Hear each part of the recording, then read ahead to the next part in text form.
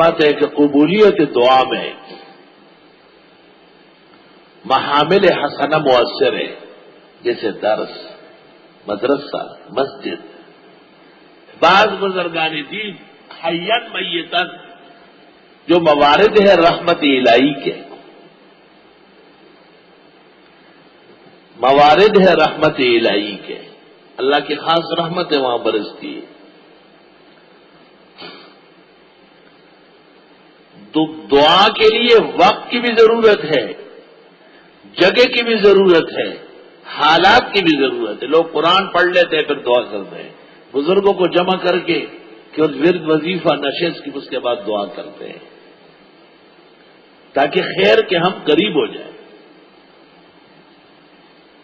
حضرت گنگوئی سے ایک شخص نے پوچھا، مجھے غصہ آتا ہے لوگ دم کراتے ہیں، آپ نے کہا بالکل دم نہ کریں، غصے کے وقت تو زہر پیدا ہوتا ہے۔ تو اس کا علاج عاجز نے تجویز کیا ہے کہ غصہ ٹھنڈا کرے، دیر تک استغفار پڑھے، تعوذ و تسبیح پڑھے، قرآن کی چند آیات شفا اور رحمت کی پڑھے، درود شریف 11 مرتبہ پڑھ کر کے پھر دم کرے، انشاءاللہ غصے کے تمام اثرات جاتے رہے۔